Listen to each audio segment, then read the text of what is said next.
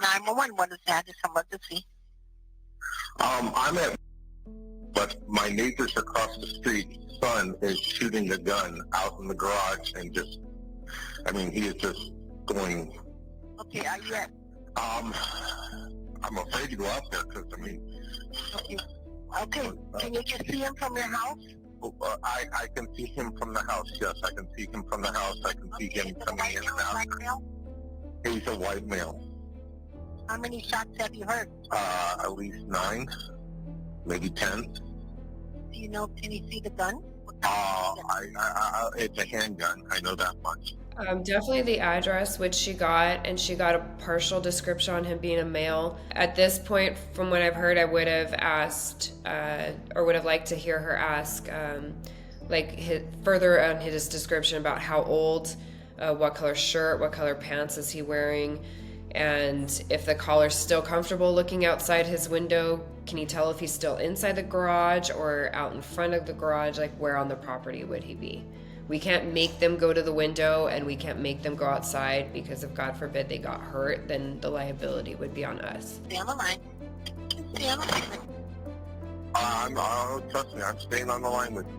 I do not see his father, his name is. And the guy that's shooting is the white male you think? How old? Yeah, his son. My mom and dad, that's the neighbor. My dad was trying to kill me.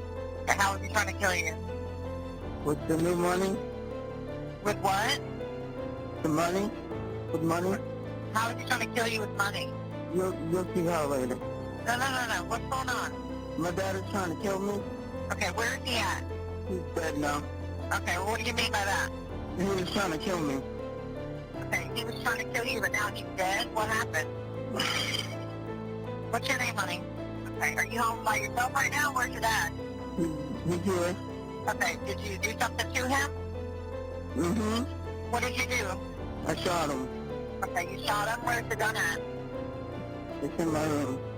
Okay, just stay on the phone with me. That was definitely a lot in a short amount of time coming from the suspect. So we're, usually it kind of catches us a little off guard when somebody calls and confesses that they had just killed somebody for whatever the reason being.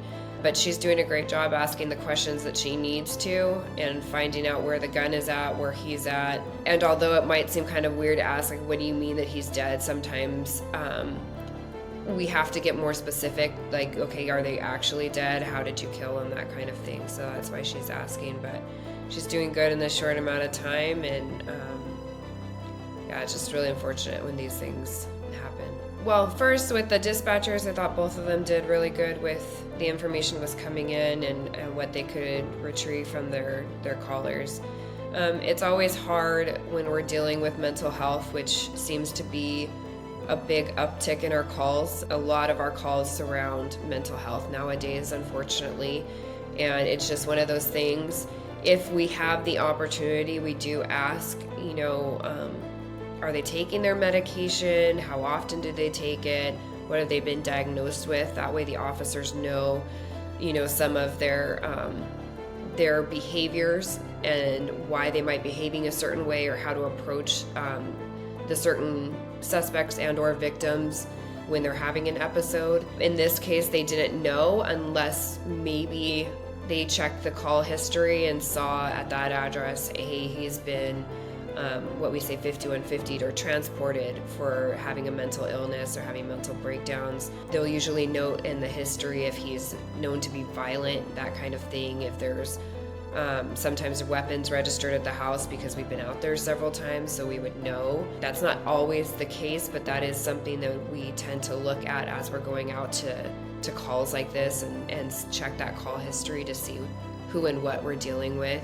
Unfortunately, it doesn't seem like maybe they knew, at least from these two calls at face value, that they knew that he had some type of mental illness. So it's really sad, but yeah, a lot of our calls these days all come around some type of mental illness for the most part.